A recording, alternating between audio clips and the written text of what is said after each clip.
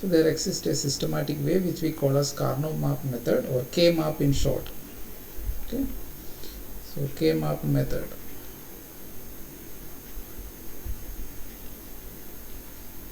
Some of you might have already learned this, but it's okay.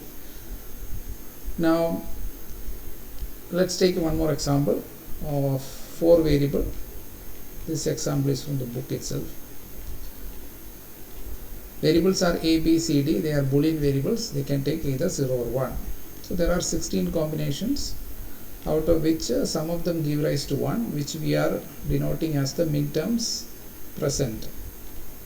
0, 2, 3, 5, 7, 8, 9, then 10, 11, 13, 15.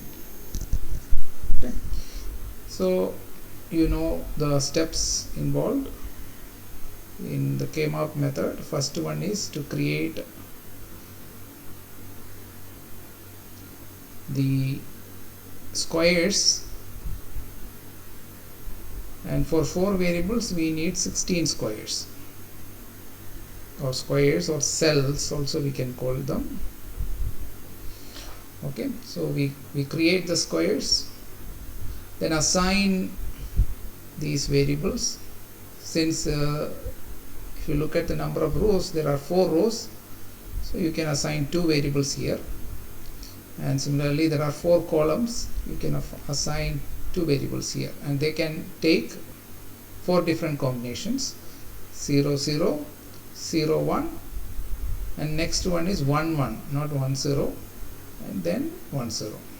Okay, so here we are varying only single bit.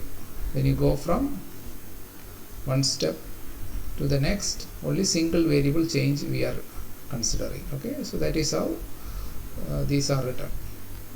Similarly this side also, 0, 0, CD can take 0, 0, then 0, 1, and 1, 1, 1, 0.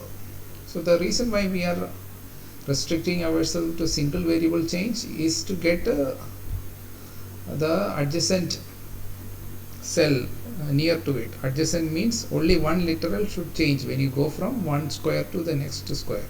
So any such square are called adjacent cells or adjacent squares. Okay, they can be grouped, and in fact the first one and the last one is also single variable change, therefore they are also adjacent. It's like it is fold up.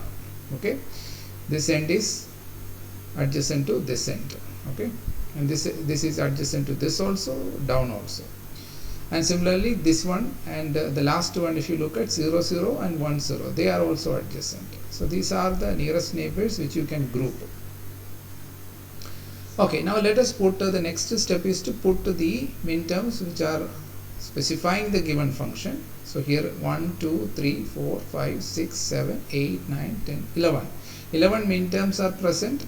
Out of the 16, 11 of them are present, and only 5 of them are 0.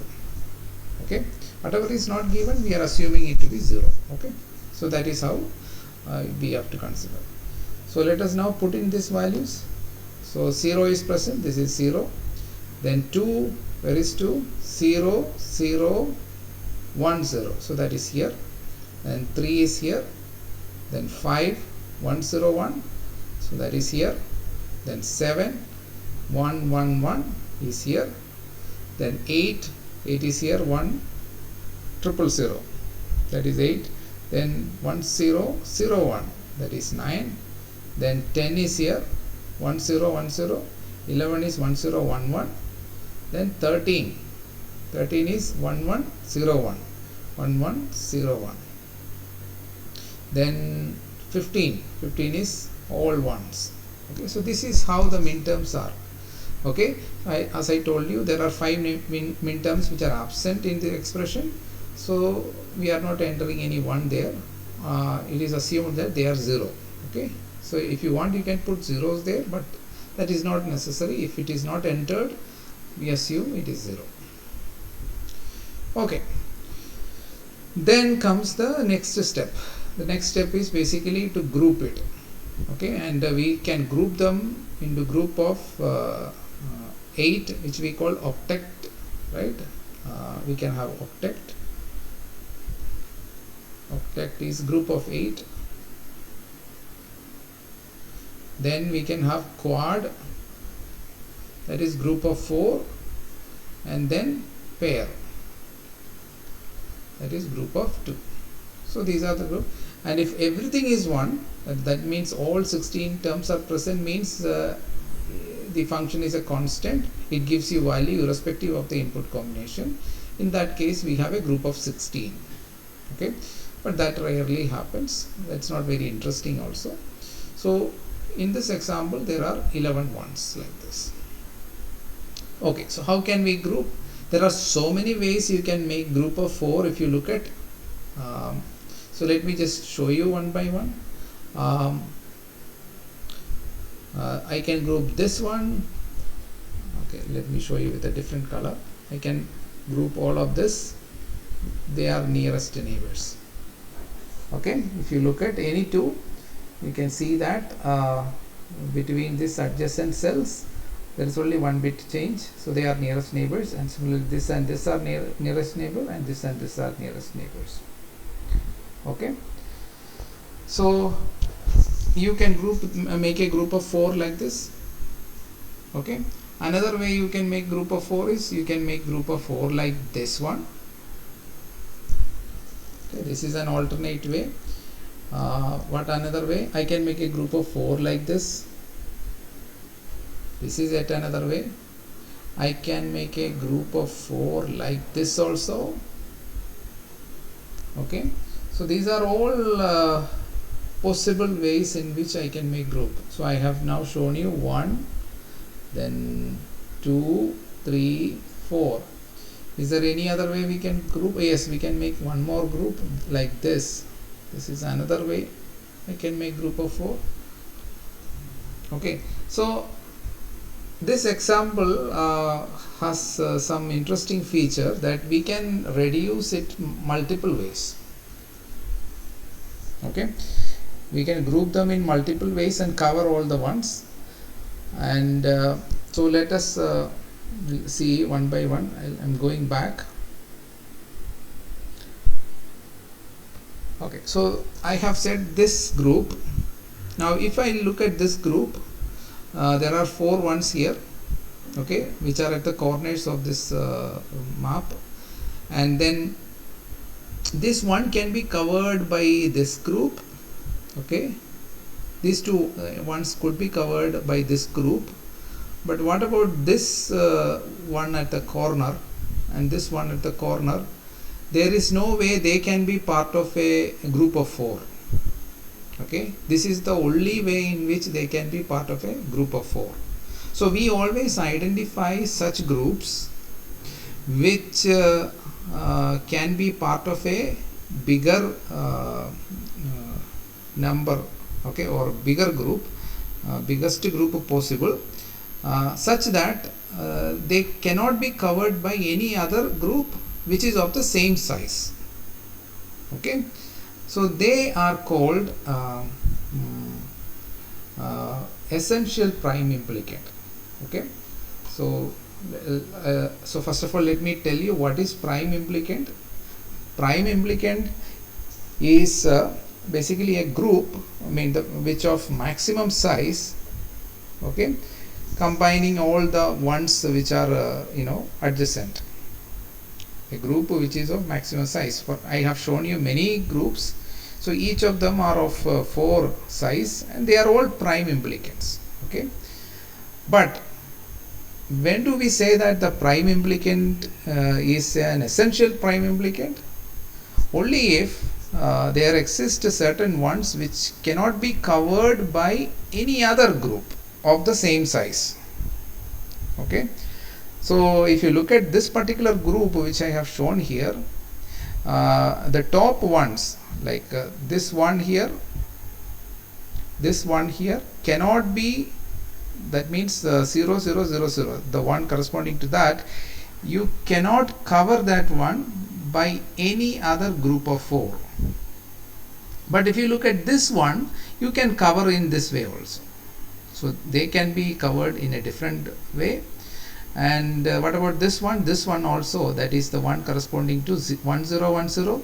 that can also be covered. This can also be covered by this group. Okay, there is an alternate way of covering those ones, and similarly this one also you can cover.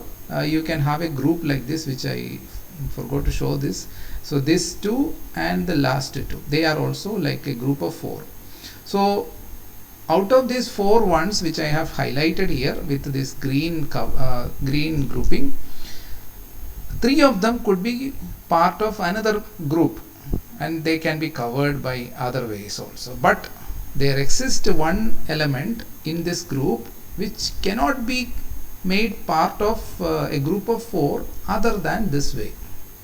Okay, so such groups are called, or the term corresponding to such group are called prime implicant, the min term that we get out of it. So what is the min term that we will get? So let us write it. The min term that we are going to get out of this group is, in order to write it, we need to see what is not changing. Let's see whether A is changing. A is changing from 0 to 1. You see here, when you go from row 1 to row 4, A is changing from 0 to 1. What about B? B is not changing. B is remaining at 0. So therefore we can write B bar. Similarly, when you go from first column to the fourth column, C is changing from 0 to 1. So they will not be coming in. They are basically cancelled by C plus C bar equal to 1. Okay, so that simplification happens when you group. And then if you look at D, D is basically 0 and 0 here. So D bar. So this is the so B bar D bar is an essential prime implicant. Okay, prime implicant means this biggest group which we can make to cover all adjacent elements. They are called prime implicants, but all prime implicants are not essential. They become essential only when, if there exists an element which cannot be covered by a group of same size, another group of same size, if it cannot be made part of another group. So this group is essential. So you can't so even if 2 people are solving this problem, they will have this prime implicant term common. They can differ in the rest of the terms, rest of the prime implicants they can differ, but the essential prime implicant will be part of everybody's solution.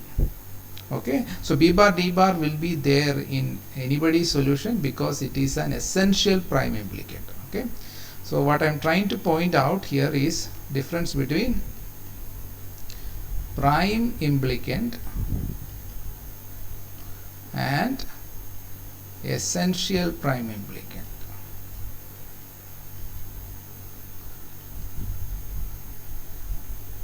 Okay, essential prime implicant example is B bar D bar. Any other essential prime implicant exist? So we have shown there are various ways you can make group of 4, but check whether any one cannot be made part of so let me just highlight this. So this one could not be covered. Is there any such one which can only be made part of one group of 4? So if you look at carefully, you will see that this one is also like that. Okay, this one you can make it part of 4 like this only, these 4 elements. Okay, so let me just group them. Okay, there is no other way this one can be covered in a part of group of 4. But what about all other ones? This one you can make a group of 4 like this, so it can be covered that way. What about this one? You can make a group of 4 like this. This one also you can make a group of 4 like this. So all other one in this group, they can be made part of other group of 4, but this particular one, this highlighted ones, they cannot be made part. So this will also be a prime implicant. Okay, the term that comes out of it will also be a prime implicant.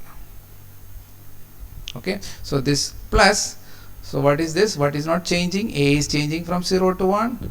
B is remaining at 1. So B will be there. And what is not changing here? C is going from 0 to 1. But D is not changing. So it is D. So B bar, D bar and BD, they are essential prime implicant. Okay. So these two are essential prime implicant. Why do we call them essential prime implicant? Because they consist of elements which cannot be covered by any other group of 4, okay, or the group of the same size. So therefore these two are essential prime implicant.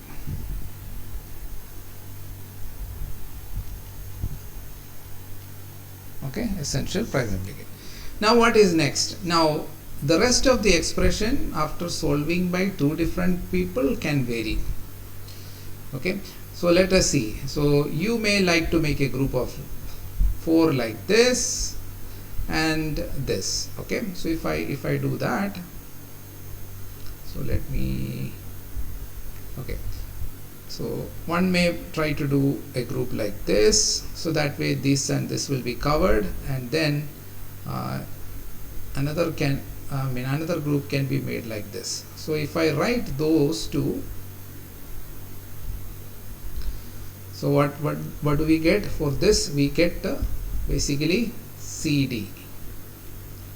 Okay, CD is a prime implicant but not an essential prime implicant.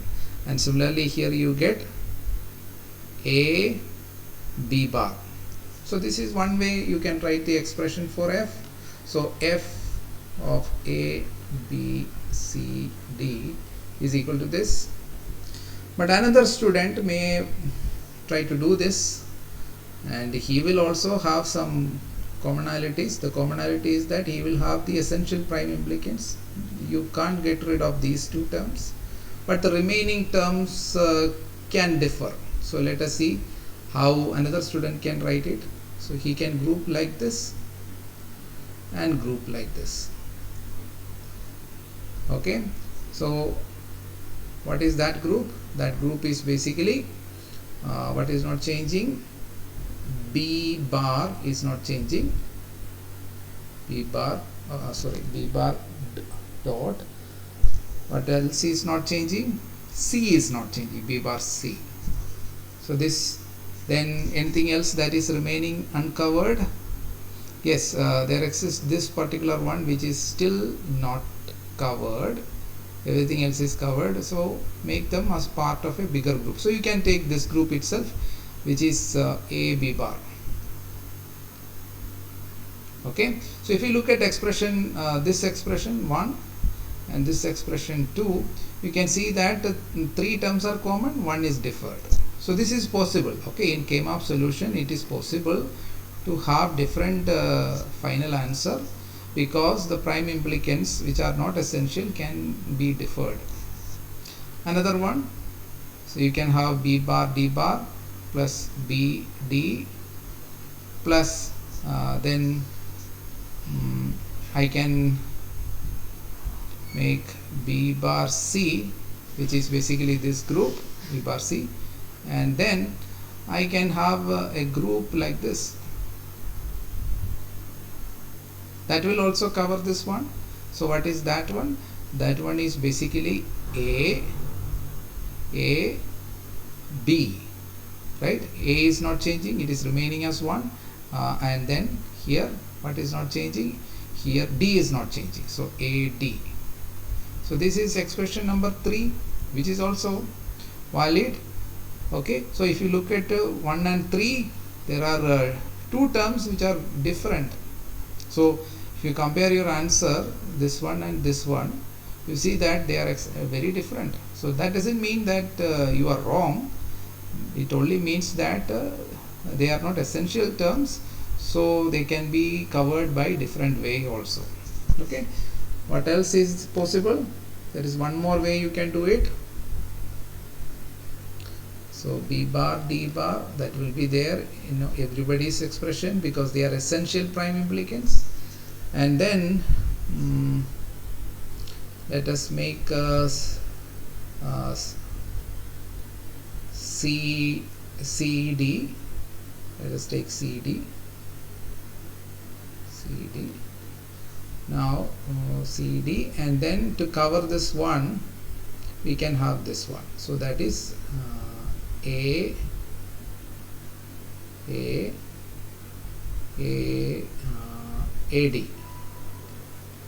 So this way also I can do.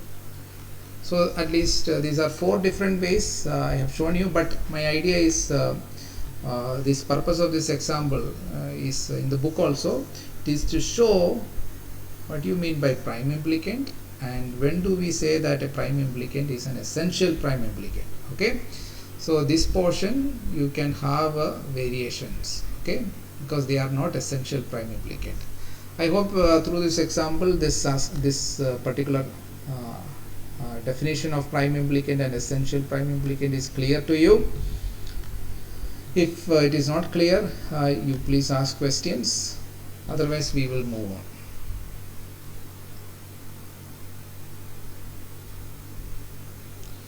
Okay, so I assume that you are clarified.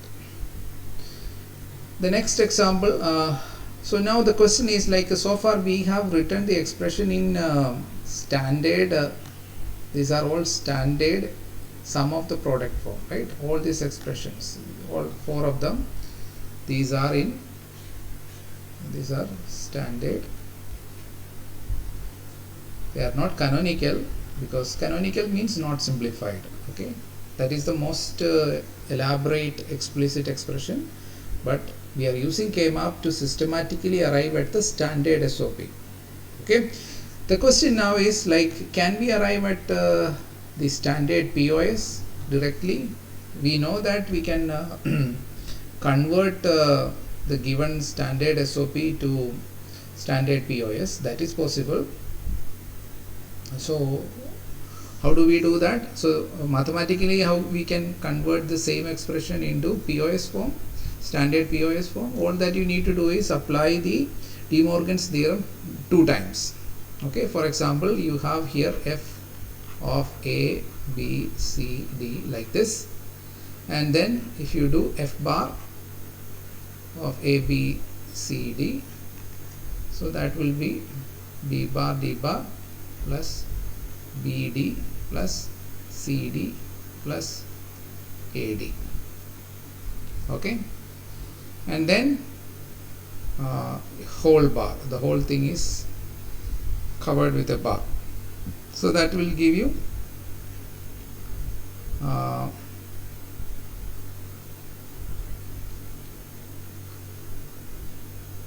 what will you get?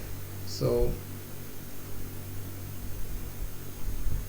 okay, I think I have discussed it earlier.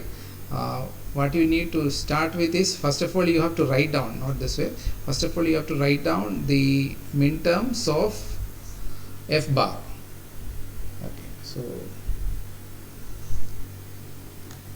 first of all you need to theoretically, writing down the expression in min term, in max term, theoretically writing down the expression in the max term given the min term, the procedure is what? First write down f bar, the f bar, for example, you can write down it as whatever is missing above. So that is what you have to write. So 0 was present, then 1 was absent, then 2 is present, 3 is present, 4 was absent, 5 present, 6 was absent.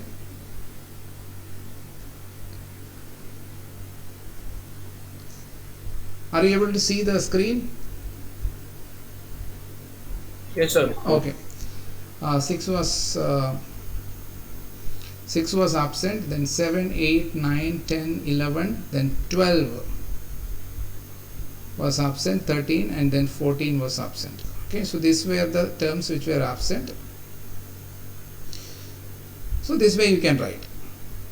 So 1 is basically A bar, B bar. So the mean time corresponding to 1 is which one? A bar, B bar, C bar, D. Then 4 is A bar, then B, C bar, D bar. Then 6 is A bar, B, C, D bar. And then 12 is A, B, C bar, D bar. And finally you have 14. 14 is A, B, and then you have C, D bar. Okay, so this is basically the expression for F bar, and then what you do, we take F bar bar. Okay, so that is A, B, C, D. Then you apply the De Morgan's theorem. So you only need to apply De Morgan's theorem one time. So the first thing that you do is you have the given expression F, and then you write down the minterms which were absent. So that will be F bar. Okay, and you write the minterm like this, and then you take the complement and apply. So you will get basically if I skip the step in the De Morgan's theorem, I apply directly to taking the whole complement. What will I get? I'll get A plus B plus C plus D bar. So that will be the first term, dot. Okay, so if you take the complement of the whole things, it will be the complement of the first thing, dot the complement of the second thing, dot, like that. And then you apply the De Morgan's theorem one more time to the each complement. You will get like this. So dot will become plus and complement will be distributed. So similarly here, A plus B bar plus C plus D dot. Again, A plus B bar plus C bar plus D dot. A bar plus B bar plus C plus D dot. A bar plus B bar plus C bar plus D. So this is the canonical POS form, canonical product of the sum form. So which you can write it like a product 1. So product symbol is basically multiplication like this, and then 1. So this term is basically 1, minterm 1, then this one is 4, 6, 12, 14. Okay, so, or if you want explicitly to write it like this, this is M1 dot M4 dot M6 dot M12. So this we have seen earlier. Now, but the question is like, how can we use K-map to get the standard SOP instead of the canonical SOP? Okay, so let us do this problem.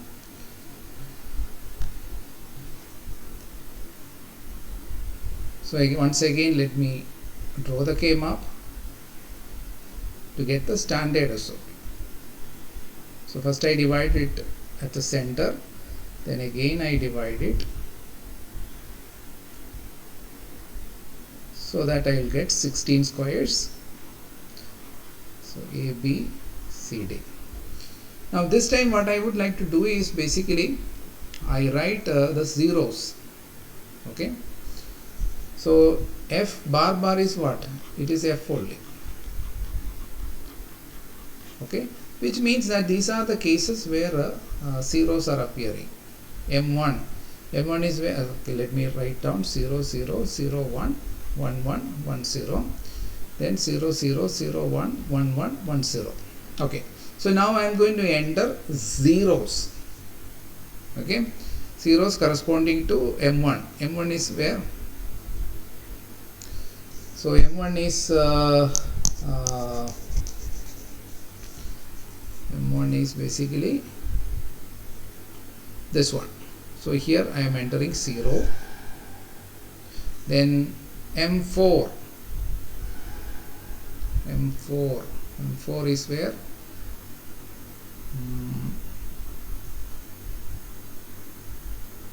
This one is M4.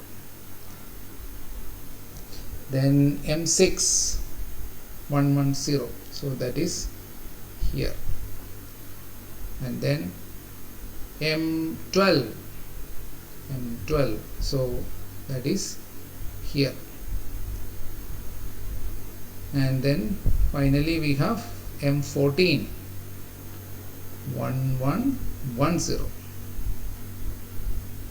so I entered all the zeros. Okay, so now the question is that what is the standard POS form? Okay, product of the sum form. So this is the canonical POS form. We would like to get the standard POS form.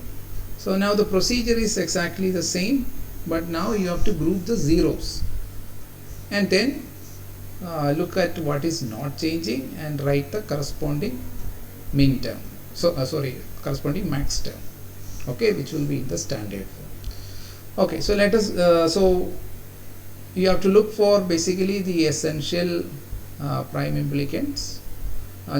You can't really call it prime implicant, but something analogous to the essential bigger group. If you look at so here, if you look at, this is the biggest group that is possible.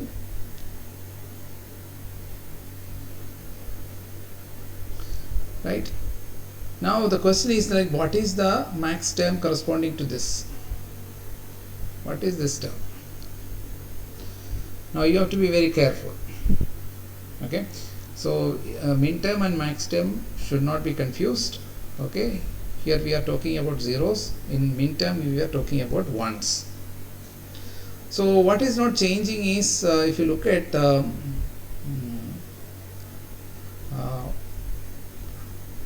when you consider the two rows, you can see that B is not changing. Okay, B remains at 1. Okay, if B is remaining at 1, to make it 0, you should write B bar. You understand? A is changing from 0 to 1, so they will get simplified. It is like x plus x bar or A plus A bar.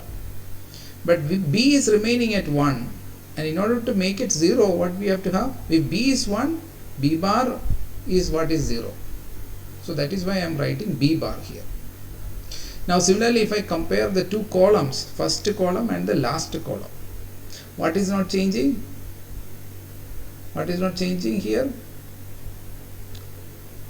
C is changing from 0 to 1, so C plus C bar simplification will happen, and D, if you look at, D remains at 0.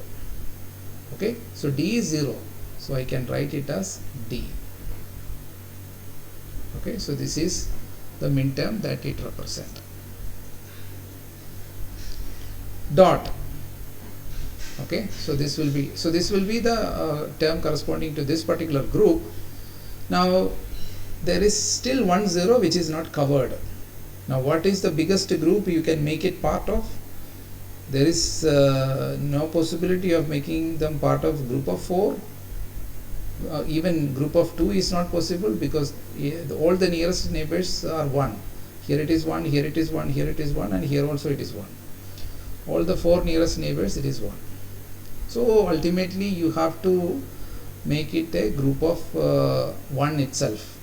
Okay, if no other pairing or quad or octet possibilities are present, then you have to make it group of 4, and then just write whatever is that max term. So what is this max term? This max term is basically,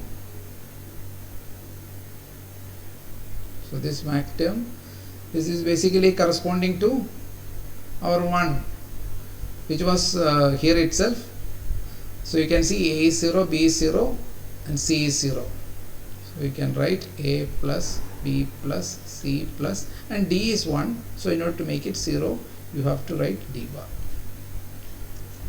So therefore our F of A, B, C, D in standard POS form can be written as B bar plus D dot A plus B plus C plus D. Okay, you see the simplification. The canonical POS form is here. So let me just note down. So this is the canonical POS form of the same function.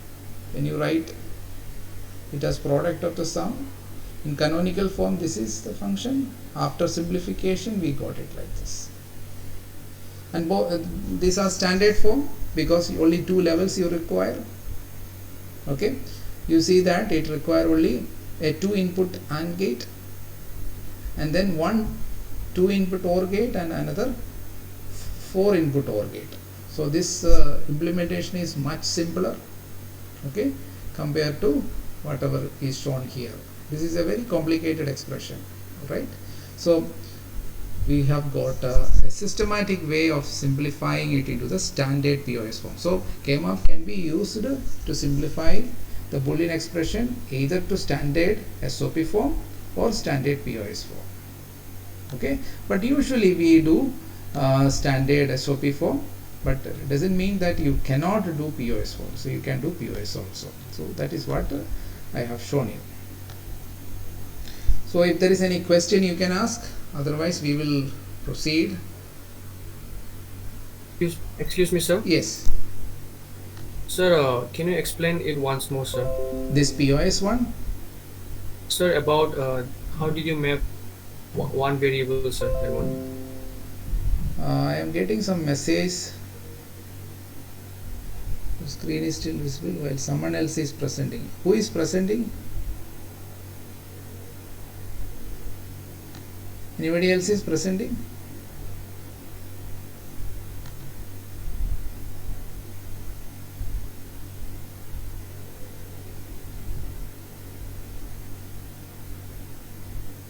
Okay. You are no longer presenting. Your screen is still visible while someone else is presenting. Is there anybody trying to present?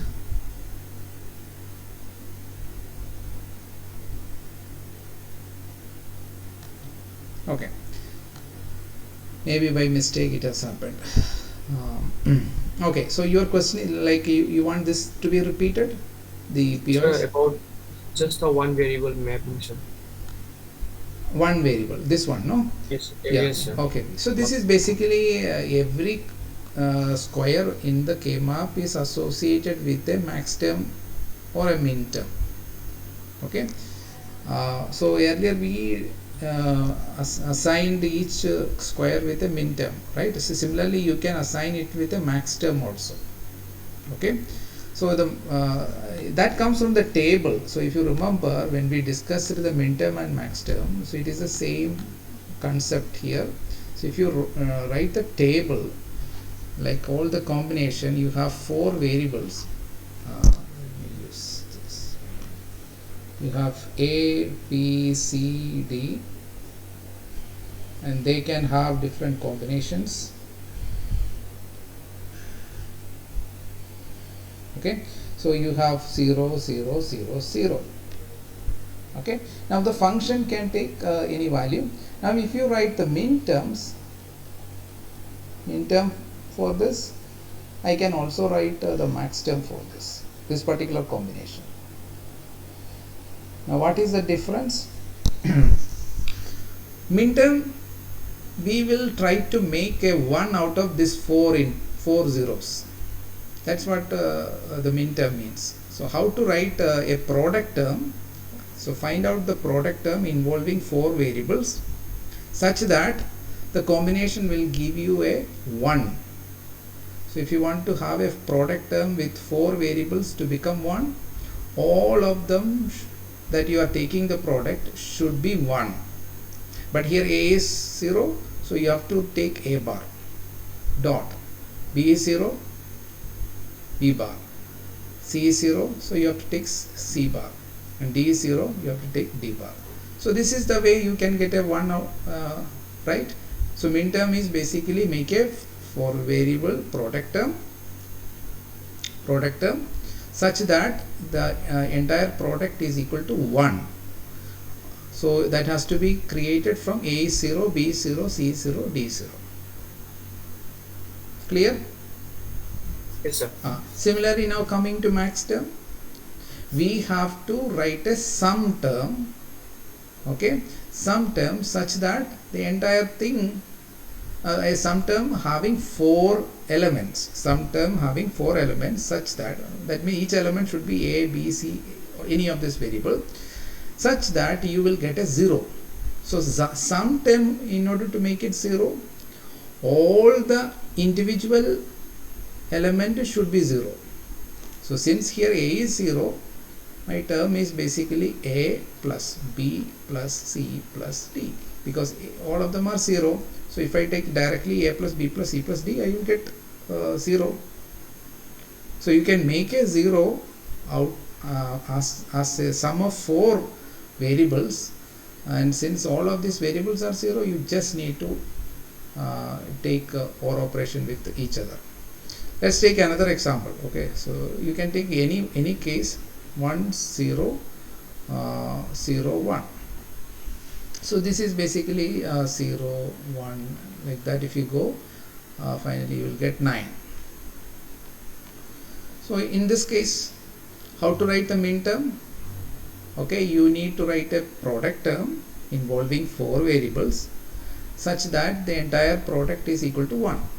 So a is 1, so you take directly a, b is 0, b is 0, so we have to take b bar, c is 0, so we have to take c bar, and d is 1, so you take d. Max term, how do you write? You have to write a sum term like this such that the entire sum is 0, a sum term involving all 4 variables. So a is 1 means I have to take a bar, but b is 0, so you just do this. C is 0, so I can just do plus c, and then d is 1, so therefore d bar is 0, like this. So whatever is complemented here comes here without complement. So similarly you can identify with any case. 12 1 1 0 0. So this will be a b c bar d bar. Here it is a bar plus b bar plus c plus d. Got it? Yes, sir. Yeah. Yes. So that's the procedure to. So now assigning column, that is same whether it is in K-map, every column is associated with the corresponding minterm and max term. Okay, so the columns are usually numbered. I said on the side you number them in such a way that only one literal is changing at a time. So that's the thing.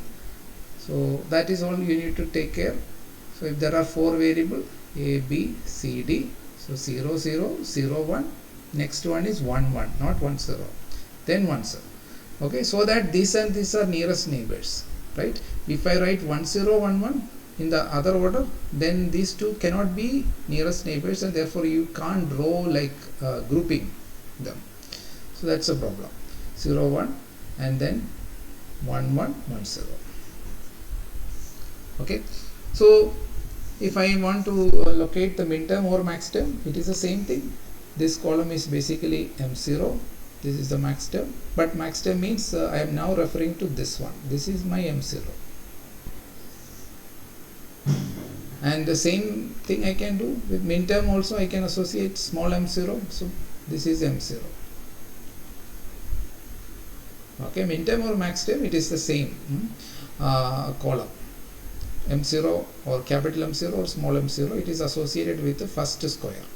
And similarly you can associate, so I will just put the number because small m or capital M doesn't matter, it is associated with the same. So this is 1 2, no, 2 is not this, 2 is this, okay, because we have ordered it like this. Then 3, then next is 4 5, then 6 7, next is here, 8 is here, 9, then 10 11, then 12 13 14 15. So you just look at each column, what is the binary code here, 1 1 1 1, so this column is 50. Now 1 1 0 0, this is 12. Similarly you can just check this code from this row and the column, and you can group them together. First row, the code from the row, and then the code from the column. Put them together as 4 element code, and then you write the number corresponding to it. Okay. Now whenever we group certain things, if there are multiple ones, you group them together and write the reduced product term. Okay, so like this. So if you have a 1 1 1, so then you can group these ones like this, and then you see what is not changing. So here you see B is not changing, and B is 1, so therefore you write B. And here you look at what is not changing, D is not changing, so this is BD. Okay, C is 0 and C is 0 1, that means C plus C bar, they will get simplified.